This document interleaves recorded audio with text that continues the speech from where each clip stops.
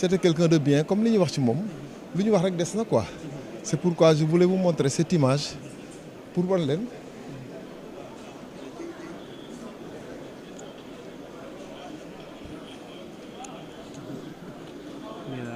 Voilà, Cheikh est là. Oui. Cette photo-là a été prise. On était au CE2. C'est quelqu'un qui était. Gis nga nu mu lëngee ces deux trucs-là. Cheikh était comme ça. Avec tout le monde. Je peux pas parler. C'était un collègue. Oui. Quelqu'un de très généreux. Oui. Voilà, de très généreux. Oui. Quelqu'un qui était contre l'injustice.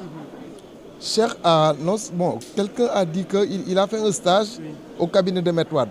Mais il a oublié de dire qu'il a été parmi les premiers militants de Maître Wade dans les années 76-77. Il prenait la parole dans les foules. C'était un plaisir de l'entendre parler. C'est pas. Donc c'est tout ce qu'on peut dire. Je suis ému, je ne peux pas vraiment continuer à parler. Je suis ému. Moi, je m'appelle Mamadou Falilou Diop. J'ai fait l'école primaire avec lui. Merci beaucoup. Merci, jërëjëf. Non, c'est pas en direct, c'est enregistré. Non, c'est pas en direct. D'accord,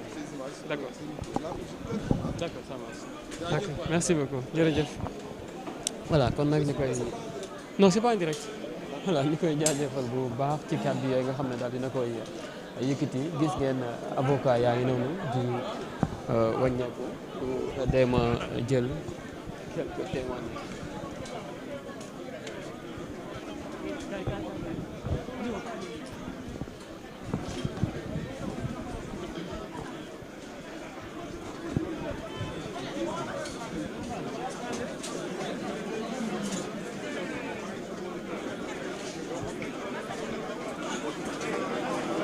Voilà, ñu jéem a jël quelques témoignages ci kilifa yi nga xam ne ñoom ñoo fi daal di nekk fii nga xam ne nag moom mooy ci hôpital principal bu Dakar. Il y a maître Juan Branco qui est là, il y a aussi maître Youm moom itam mi ngi noonu, maître Babacar Ndiaye moom itam ñëw na, maître Bamba Cissé moom itam daal di nay ñëw fi nga xam ne mooy ci bërëb bi. Voilà, gis nga leen noonu. Il y a aussi Serigne Mbacké Ndiaye. Kaa ñu jël Serigne Mbacké. Monsieur le ministre, ça va bien? Ça va, alhamdoulilah. Témoignage ci maître Khoureychi Ba. Oui.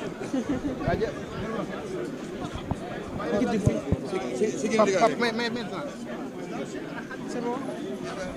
Voilà, monsieur le ministre ñu ngi lay nuyu bu baax di la ziar di la jaal maître Khoureychi Ba yan kàddu yu témoignage ngay def ci moom. waaw xanaa li ci sénégalais yi wax rek parce que nit bu ay mbokkam waxee ñi muy liggéeyal wax ñi mu doon àndal di yëngutu wax je pense que kàddu mënul weesu loolu. Khoureychi ñëpp liñ ko xamal yëpp mooy avocat des faibles ñu néew doole ñu yorul ñoo jël mës a taxaw di leen défendre ak fit ak ngor ak jom man maa ngi ko xam vers les années 93 ci l'affaire Me Babacar Seye vraiment ñu amoon de très bonnes relations ba bi ñu mujj gisee au tribunal il m'a dit mais mon grand maa ngi lay déglu maa ngi lay lire. Je suis d'accord avec toi, continue comme ça. Donc, cadre yooyu lay mujj a waxante je pense que vraiment nit ku baax la ñëpp mën nañ ko reconnaître donc ñu ñaan yàlla xare ko àjjana njaboot gi mu fe bàyyi également yàlla teg loxo ci ñoom jërëjëf. Monsieur le ministre Serigne Mbacké Ndiaye moom nag moo doon def témoignage ci ki nga xam ne nag moom mooy maître Khoureychi Ba.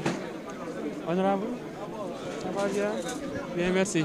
Voilà, mi ngi noonu ñu xaaral rek bu fekkee mën nañu jël ñeneen ci ay kaddu ci ñi nga xam ne ñoom ñoo fi daal di topp ko defee itam ñu daal di yëkkati ay kaddu maître Khoureychi Ba mi nga xam ne moom moo fi bàyyeekoo depuis àllarba tey jii nag ñu doon def léegi nga xam ne mooy la levée du corps.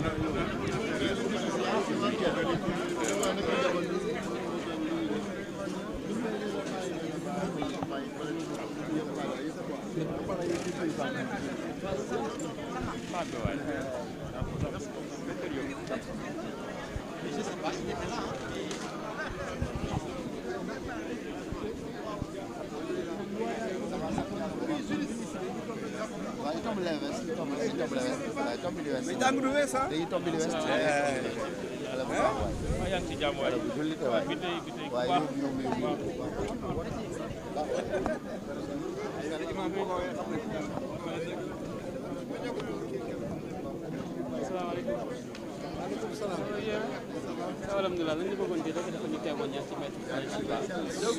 D'accord ñu ngi lay nuyu bu baax yan kàddu gi seede nga yëkkati teg ko ci ki nga xam ne nag moom mooy Maître Khoureychi Ba.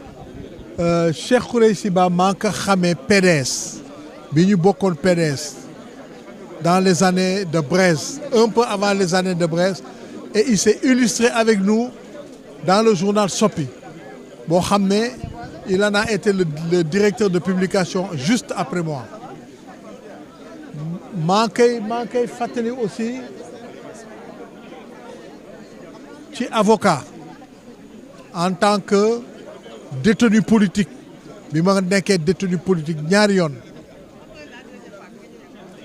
li ma retenir ci moom c'est que te wax nañ ko sànq nit la koo xam ne amuloon benn attachement ci xaalis utu ko exigé wu ko c'est non moi je retiens c'est l'avocat des agneaux du sacrifice c'est-à-dire que tous les régimes yu fi toppante yu fi succédé sauf Senghor mais de Abdou Diouf ba mujjee bi Macky Sall chaque fois monsieur le ministre bonjour ça va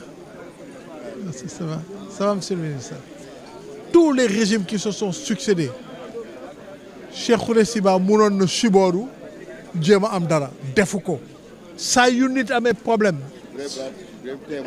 ah ouais saa met la nga def saa yu nit amee problème maanaam régime bi dugal ko ci problème Cheikh Khoureychi Ba daf lay accepter défendre sans exiger la dara parce que ñun dañu mujjee yaakaaroon ne sax que c'était normal on savait pas ou on avait oublié que les avocats ont des charges il y a les frais de procédure il y a les ceci les cela dégg nga yoo xam ne dañ ko war a fay et puis lu ma retenir aussi ci moom kooku defe naa ne yàlla ko mayoon yow buñ la jàppee di nga am plusieurs avocats mais boo saa yoo xam ne tu as besoin d'un avocat pour mu lijjantil la un problème domestique un problème d'intendance c'est-à-dire tes repas war a ñëw wala lii wala lale Cheikh Khoureychi Ba moo ko mënoon a régler en tout cas moo ko doon régler mieux que tout le monde waaw donc loolu je pense que